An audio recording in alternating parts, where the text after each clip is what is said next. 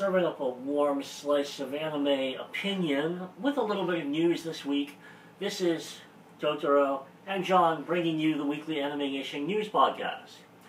We'll start off this week with word from G-Kids up in New York that they'll be releasing the Welcome to the Space Show motion picture on domestic DVD and Blu-ray on October 14th of this coming year. Or this coming fall, I should say. Uchioi Space Show is a film created in part and directed by Koji Masanari, a personal favorite of mine for having directed the Risky Safety television series. Welcome to the Space Show legitimately deserves a little bit of criticism for being a bit long and for really spending too much time absorbed in its ideas and its concepts rather than actually getting to the heart of its story. However, as a family-oriented original anime film, it is pretty unique because we don't get very many of those very often at all.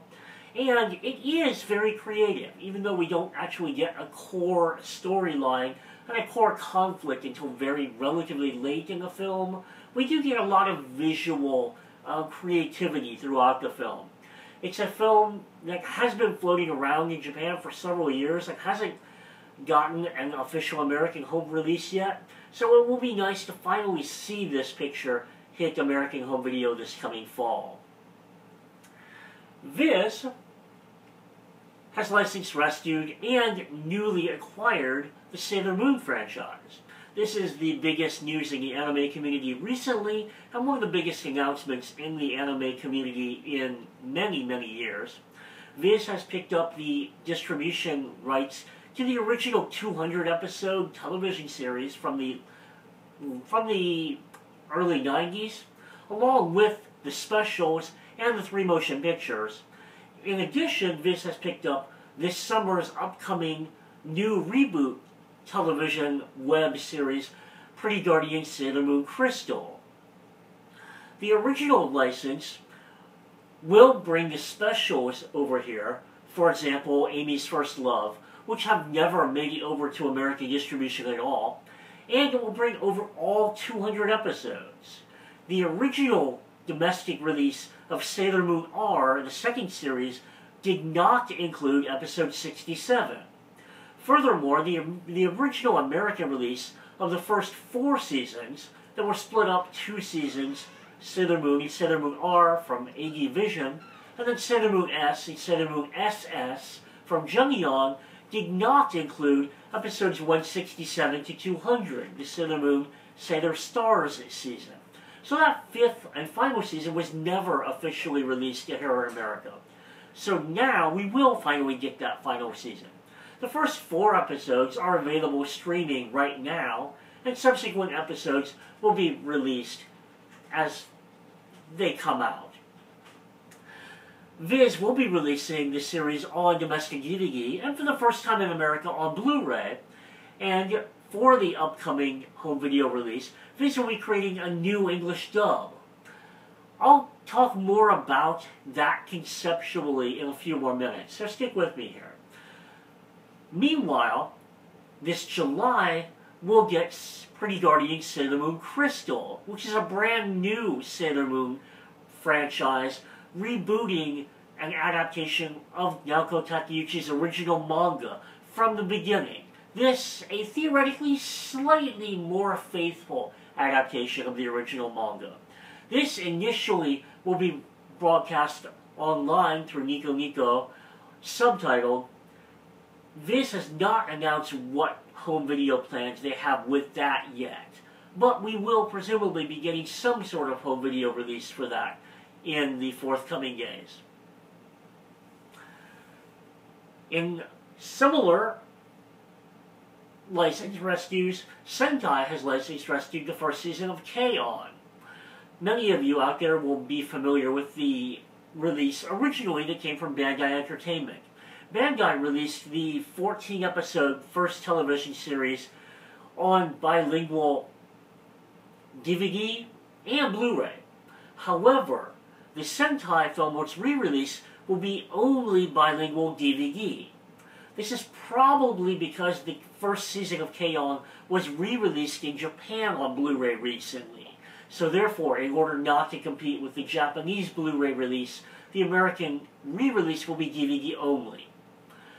However, those of you that really want the series on Blu-ray can consider importing the expensive Japanese bilingual release, or can track down the slightly more affordable, now out-of-print Bandai release. However, the fact that K-On! Will be coming to us once again from Sentai Filmarts will mean that Sentai is distributing currently all of K-On! Because Sentai Filmarts does currently distribute the second season and the movie. So it will be nice, in a sense, to have all of the franchise currently available from one single distributor. After a number of years and a lot of uncertainty, Funimation has confirmed its acquisition of the final two Hellsing OVAs. Many of you will know these in America as Hellsing Ultimate. In Japan, they are simply called Hellsing or Hellsing OVA. But the final two episodes were actually released in Japan back in 2010. 2012. Released in Japan in 2012. So it will be at least 2 years before they finally make it over here to America. But we do know that they will finally be making it over here. So those of you that have or are considering purchasing the 2-volume release from Funimation currently, which includes 4 episodes and 4 episodes, will know that you will eventually be able to finish the series. Perhaps, given time and my inclination, I'll come back and talk about that too, but I have discussed my opinion of the Hellsing OVA series a number of times in the past. Senegon, also known as New Video Group, has confirmed that it will be releasing the Mononoke television series. We've discussed a tentative American release of a title called Mononoke from Senegon, but there was no certainty or no confirmation of exactly what that was. We do know now that it is, in fact, the 2007 television series spin-off from the 2006 Ayakashi Samurai Ghost Stories television series. This is actually going to be Senegon's first original anime license. In a sense, Senegon has released, for example, actually, no, I stand corrected. I was going to say Galaxy Express 999, but that was actually S'more and not Senegon. So this will be Senegon's first new license. Senegon has released Saint Seiya, they have re-released Yu-Gi-Oh!, but these were licensed rescues. Mononoke has never been officially released in America before, so this will be the debut American release of the series. The 12-episode series will be released on subtitled 2-disc DVD on July 15th, and the set will retail at $19.95, which is pretty good, because that means that it will be widely available for well under $20. The show is a welcome addition to the American catalog of anime titles available. For those of you that are familiar with the 2006 Ayakashi television series released by Jungyeon, the third story arc was about the medicine seller. He got his own television series, the 12-episode Mononoke.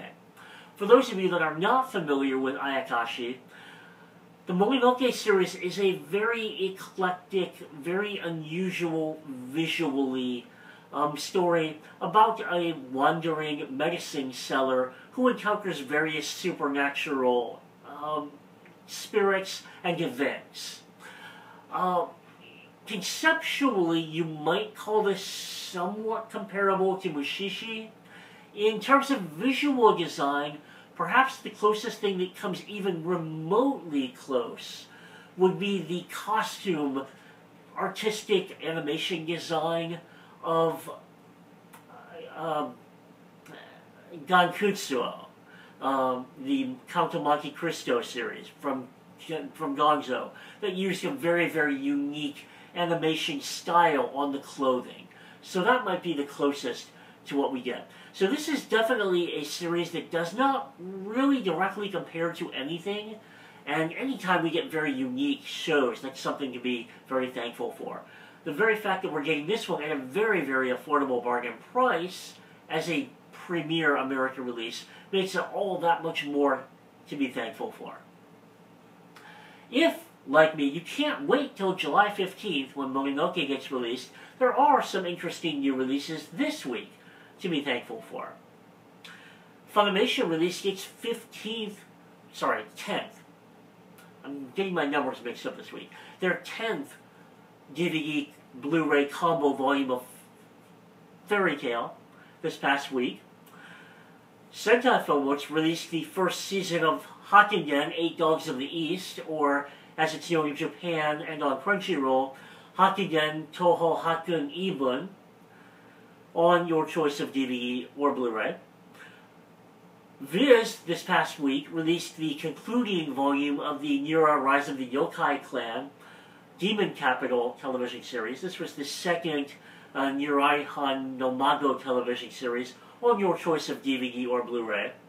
And then Aniplex released an official import of the Persona 3 first movie in a limited edition Blu-ray that retails at $100 or a standard edition Blu-ray that retails at $75. Now these are certainly expensive, but these are actually an official import of the Japanese release, so you're getting the Japanese release at a marginal discount off of Japanese street price. So if you happen to be affluent, or you happen to be an extremely devoted Persona anime fan, these releases are for you. So, that's largely the news for this week, so I wanted to spend most of this week's recording sharing some of my thoughts. I mentioned that Sailor Moon is coming out once again with a brand new English dub. We haven't heard, or many of us that are relatively new to the anime community these days, haven't heard the old traditional sub versus dub debate. So I want to actually bring that up a little bit. I'm going to admit that I've never been ashamed to say that I am a purist, and I'm going to admit that here on the podcast, what you get from the AnimeNation podcast and me and Totoro here is pure, unadulterated, honest Ask John. So my personal opinion of English dubs and foreign language dubs of all variety is that dubs are the equivalent of cinematic training wheels. I've always personally believed that dubs should be used to introduce people to foreign cinema. They should be used to introduce people to cinema that has no white people in it. Cinema that has foreign concepts in it. Cinema that entirely revolves around unusual foreign settings. To get us used to foreign cinema. And that way we can gradually wean ourselves into foreign cinema. It was my hope many, many years ago that English dubs, especially in anime, would be a transitional policy, a transitional medium that would eventually give way to authentic, original language, subtitled anime releases. However, sometime along the way, dubbing became an equivalent, alternate translation method compared to subtitles, instead of a sort of beginner's guide to foreign cinema. For what it's worth, dubbing now is an established medium and certainly is not going anywhere. However, recently it's come to my attention that there's been at least a degree of fan demand for an archival release of America's broadcast English dub of Sailor Moon. The fact that Viz is redubbing Sailor Moon in a faithful English dub to the original dialogue has upset some fans that grew up with Serena and the American 4Kids DIC, sorry, not 4Kids, the original DIC English dub. It's not my intention to offend anyone, but I am going to say that that's really sort of idiotic, folks. That's my honest opinion. I'm not trying to flame or insult anyone, but it's the equivalent of complaining that Disney's Blu-rays of Nausicaa don't include Warriors of the Wind. For example, now that we know that NISA is releasing Cardcaptor Sakura with an existing English dub, it's like arguing that we should also get Cardcaptors. Folks, I understand nostalgia. Believe me, I do value nostalgia. However, there's a difference between valuing nostalgia and feeling upset that we're not getting an archival re-release of a bastardized, censored, edited dub. There's a difference between having nostalgia and being upset at Naoko Takeuchi because Naoko Takeuchi is supposedly not encouraging or not insisting on a release of a corrupted, altered, edited version of her original vision of her concept. Folks, we have a terminology called artistic integrity for a reason that applies not only to creators, and in this case it does apply to Naoko Takeuchi, but it also applies to presentation. The reason why we value director's cuts, the reason why we value uncut versions, the reason why we value archival editions is because we want artistic integrity. We want something the way it's supposed to be, not the way it had to be in order to introduce or overcome market obstacles of the time to get something into circulation. So, really, separate nostalgia from logic, folks. I think that's the point here I'm trying to make. If you disagree with my principle on dubs, that's perfectly fine. But if you disagree with my principle on valuing the archival preservation of what should never have existed in the first place, then debate with me. Send me an email. Discuss this on forums. This is something I would like to discuss and eliminate out of the anime community, folks. On other anime thoughts, I've recently watched the 7th episode of No Game, No Life, and I think that this show is interesting because I can see the construction within the show. I can see particularly the construction of you coming as original novels in the development of the TV series. Now that I watch it, what I see is you coming of the original author creating a concept and then creating some particular ideas that he wanted to present within the anime, particular characterizations, particular revelations, and then he developed the rest of the story around those ideas. I respect that, because there are so many anime and so many anime concepts these days that don't even have that degree of forethought, that don't have multiple ideas that they want to express within a particular anime storyline or narrative. So that's why I'm impressed by No Game, No Life. I think that among a lot of very cliche anime, especially this season, it's really establishing itself as something that has a little bit more forethought and a little bit more individuality in it than most anime of the current season. I had an opportunity to watch the hour-and-a-half-long third concert recording from Leo Ieri. She's a new, young Japanese pop vocalist, and I've mentioned liking her music before, but now after having watched this third concert performance, I like her even more. I find that particularly watching the latest Leo Ieri concert, she puts a lot of emotion into her performance. She puts a lot of heart into her performance. She sings as though the songs actually mean something to her, rather than singing as though she's simply performing for an audience. That means something to me. I respect that from a performer. So I have to say that